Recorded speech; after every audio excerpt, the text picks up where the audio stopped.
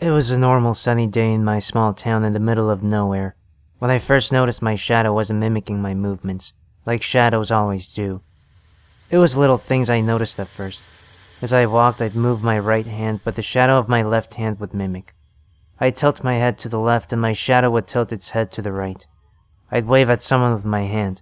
My shadow would stay still instead. Once, as I was having lunch with friends at school, my shadow did something it hadn't before. It got up and walked away from me, leaving me shadowless. It wasn't glued to the ground anymore. It had stood up and was walking among the people at the cafeteria like a ghostly figure from another world. After a few seconds, it turned around and waved at me. I stared at it unbelievably. "Are you okay, Mia?"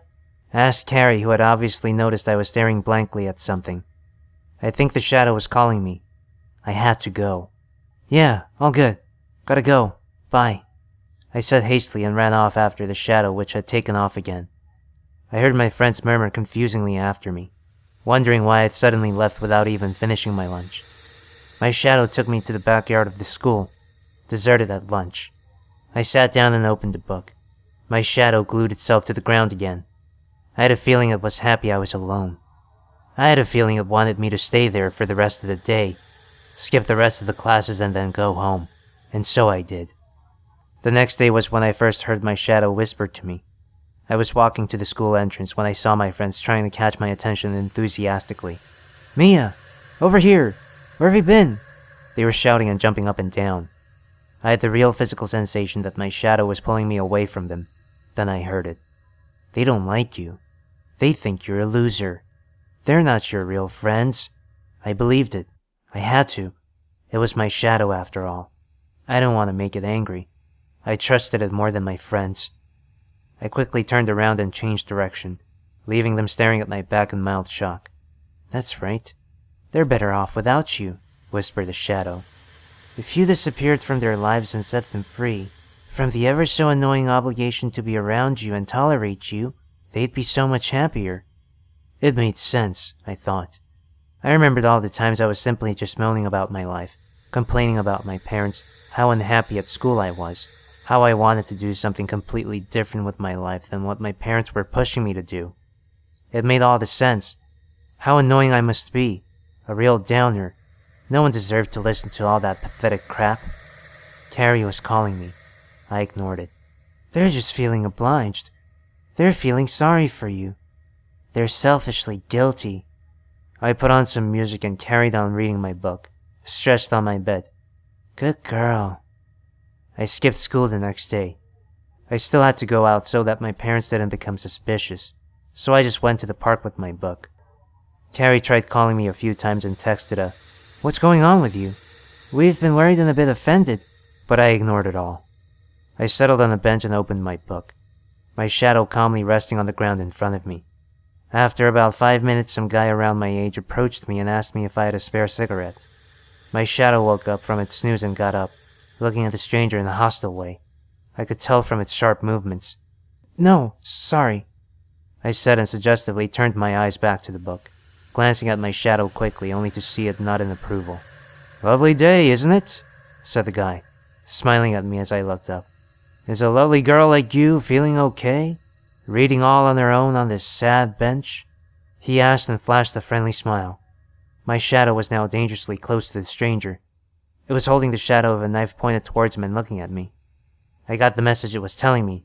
It wanted him gone, or else he'd suffer. "I'm alright. Thanks," I said coldly. "Do you always approach people without an invitation?" His smile turned upside down. "I was just being friendly, but I guess you're not ready yet," he said and walked away. Unexpected anger overtook me, and for the first time, I wished I could talk to my shadow. Could you believe this guy? "You're not ready yet." Ready for what? All I want is to be left alone, and everywhere you go, there's people demanding your attention for their own benefit. Give me this, tell me that, be my friend, be my lover. So selfish. You don't need anyone. My shadow nodded in such a violent approval that its shadowy head nearly fell off. I closed my book with a loud snap and went for a walk in the opposite direction, my shadow dancing around my solitude. Eventually, my friend stopped talking to me, and we were pretty much like complete strangers. My shadow would make sure I stayed as far as possible, silent, in my own corner, whenever I did turn up for school. My grades started to get worse and worse, and my parents were ranting at me on a regular basis. They didn't know what to say, never really asked if everything was okay or if I was struggling. "But it is your fault, of course," the shadow would whisper. "They're completely right. You're a waste of space. You shouldn't have been born." Additionally, the shadow began whispering that I would feel better and more in control of my worthless self if I could lose as much weight as possible. "You fat blob," it hissed.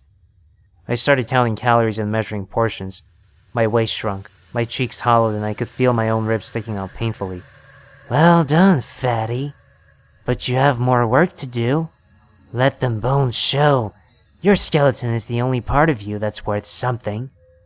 It went on like this for a while until I eventually woke up one morning, and my shadow was not letting me get up. I would try, but it was physically impossible to pull myself up. So I laid there until I was late for school and my mom stormed in. I convinced her I wasn't feeling well. "That's it. We're going to the doctor's now," she announced. I looked at her, my eyes empty and my body aching with weakness. "I just have a bit of a cold, Mum.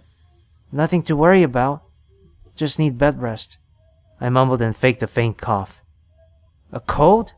Nonsense! I have been watching you lose weight for a while now, and as much as I was hoping it was a teenage phase or a temporary thing, I can't stand seeing you like this anymore. We're gonna seek help. You're obviously going through something," she breathed out at once, her voice shaking with worry. The shadow suddenly released its grip on me.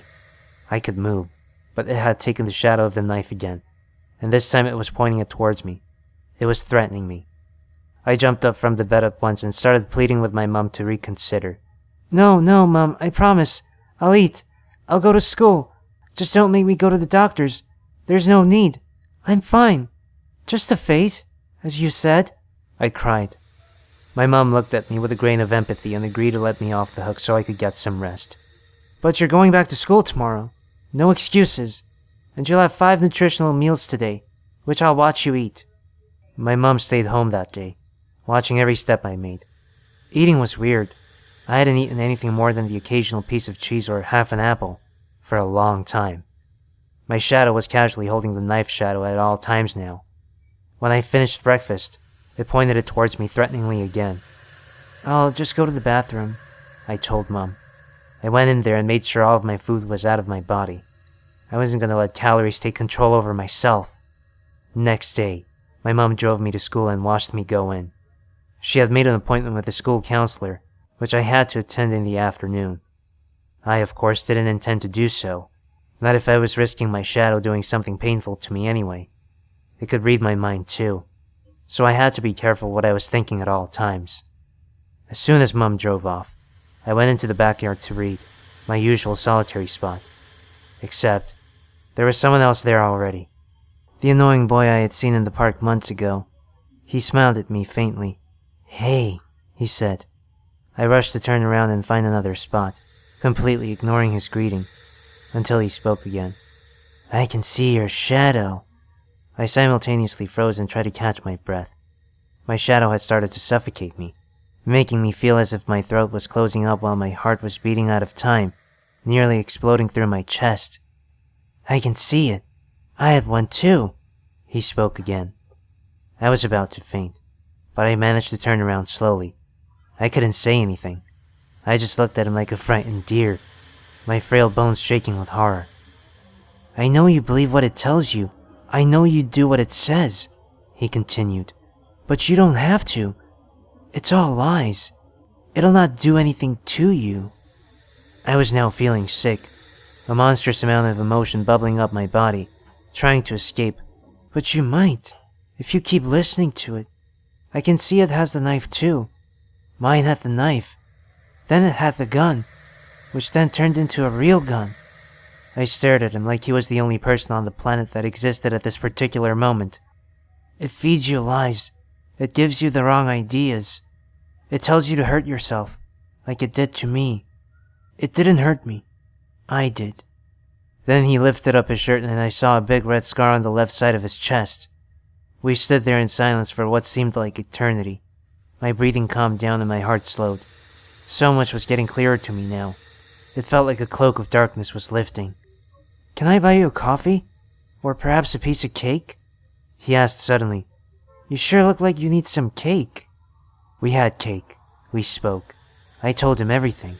And with every word my shadow was gluing itself to the ground, inch by inch, until it disappeared. There was no sun in the coffee shop, of course.